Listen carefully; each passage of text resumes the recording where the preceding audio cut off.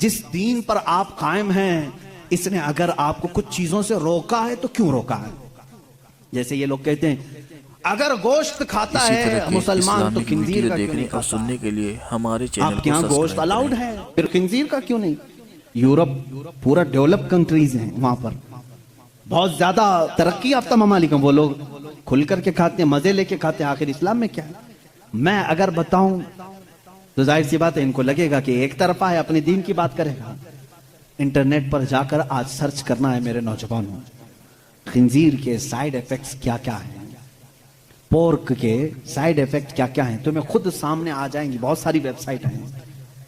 एक डॉक्टर, बड़ा डॉक्टर, ये यहां का नहीं वहां का नहीं, इन्हीं के तहकीकाती इदारे का एक डॉक्टर है, उसने 16 नुकसानात गिनाए हैं।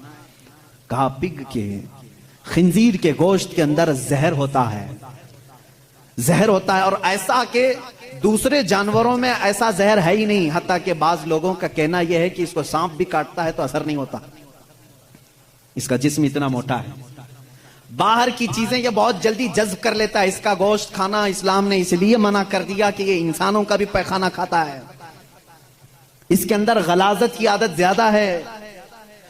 और जदीद तहकीकात में आज अमेरिका के और दीगर ममालिक के डॉक्टर्स ने यह भी कहा कि सबसे ज्यादा चर्बी इसी जानवर के अंदर होती है, और यह सबसे ज्यादा जिस्म के अंदर कोलेस्ट्रॉल बढ़ाने में मदद करता है।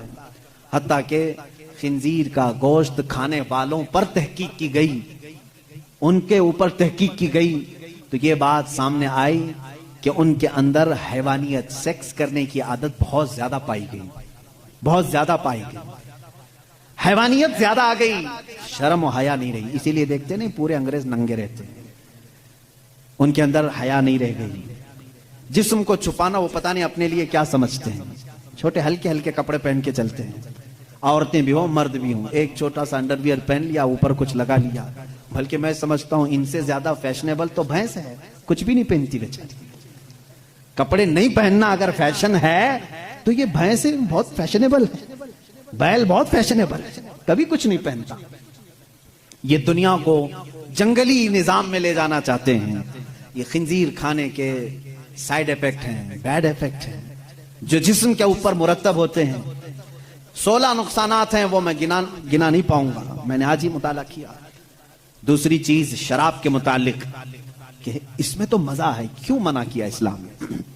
ये भी मैं नहीं कहूंगा, तुम्हारी तहकीकात से जाओ आज, फिर आज ये भी तलाश करके मुझे बताओ इंटरनेट पर कि शराब के, वाइन के साइड इफेक्ट क्या क्या हैं, अल्कोहल से कितने नुकसानात हैं।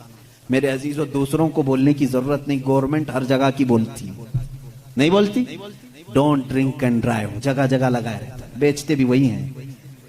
बोलते हैं पी करके चलाना मत, गाड़ी मत चलाना। इनसे पूछो क्यों?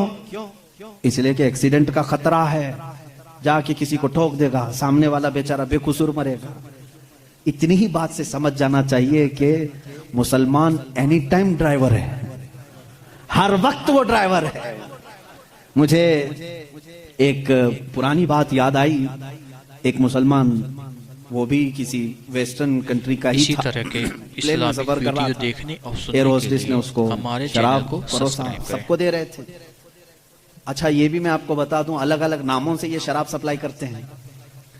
मैं एक बार इजिप्ट के सफर पर था, तो शराब सबको दी जा रही थी, उसमें शराब करीब आई, उसको कह रहे हैं क्रेजी वाटर है, क्रेजी वाटर है। मैंने कहा ये कब से, पानी पागल कब से हुआ?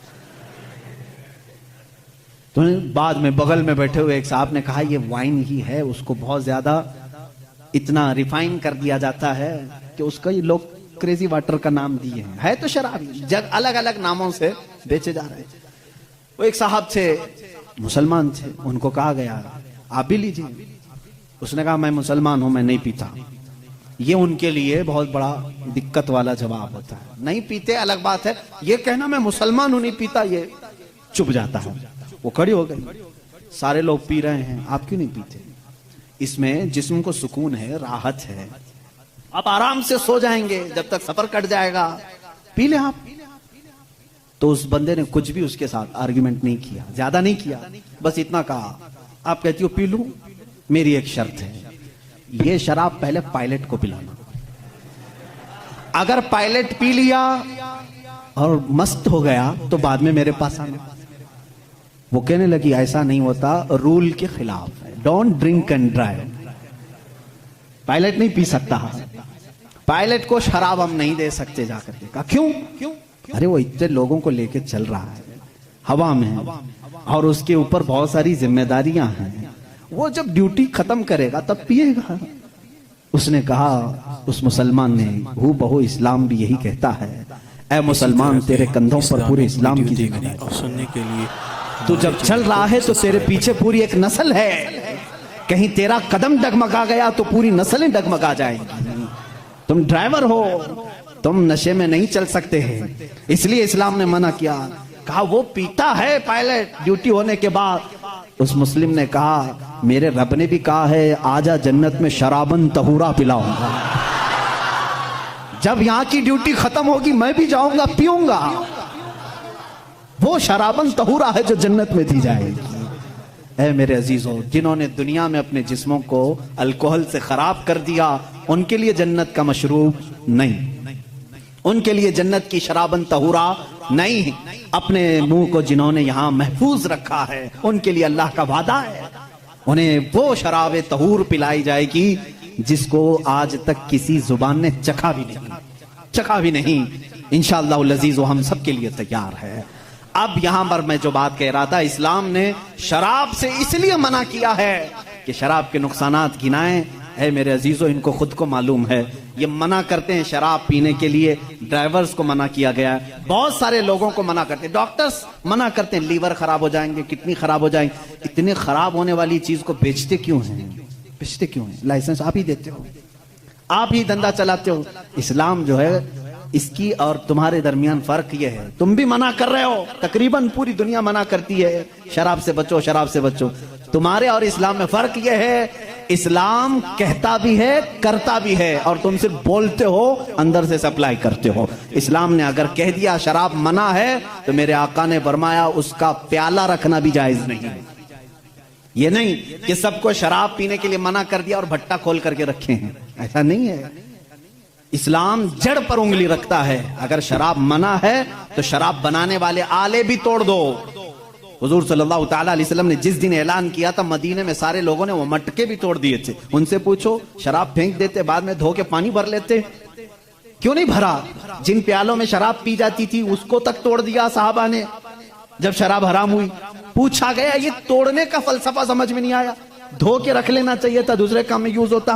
कहा ना, इस्लाम की हिकमत यह है कि बाद में कभी इसको देख करके याद भी ना आए कि इसमें हम पीते थे, याद भी ना आए, इसको तोड़ दो जिसमें शराब रखी जाती थी।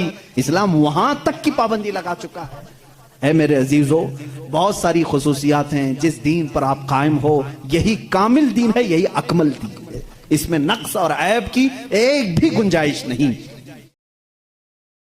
इसी तरह के इस्लामिक वीडियो देखने और सुनने के लिए हमारे चैनल को सब्सक्राइब